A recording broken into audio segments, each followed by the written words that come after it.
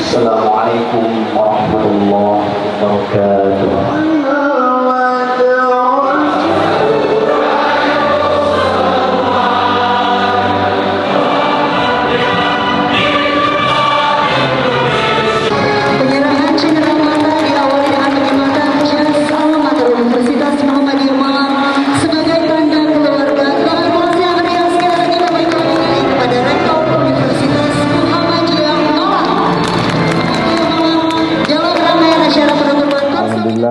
Hari ini adalah hari yang menurut saya sangat membahagiakan kita semua.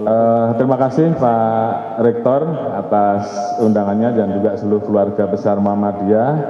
Dan ini tentunya menjadi satu pelengkap bagi kita semua bahwa selama ini pemerintah dan kami senantiasa bersama-sama dengan seluruh keluarga besar Muhammadiyah di dalam setiap kegiatan-kegiatan kita untuk melakukan berbagai macam kegiatan seperti pandemi COVID beberapa waktu yang lalu dan juga kegiatan-kegiatan bersama, di mana ini juga sesuai dengan matan keyakinan dan cita-cita hidup Muhammadiyah dalam perjuangannya mewujudkan Baldatun Toyobitan wa Robun Gofur.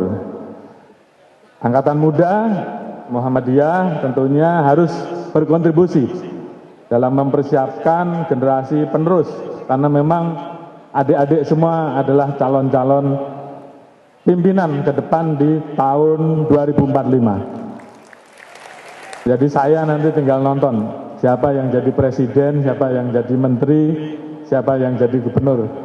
Semangat persatuan pada saat kita menghadapi situasi sulit pada saat COVID, dan semangat kita pada saat kita akan melakukan hal-hal menuju visi Indonesia Emas 2045 harus terus kita kawal dan kita jaga, dan ini menjadi cita-cita kita bersama.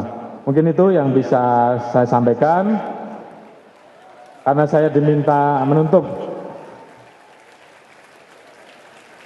Akhirnya dengan rahmat Allah Subhanahu wa taala, Tuhan Yang Maha Esa, pada hari ini Kamis 7 September 2022 pukul 14.30 waktu Indonesia Barat, konsolidasi kebangsaan Angkatan Muda Muhammadiyah dengan ini saya nyatakan ditutup.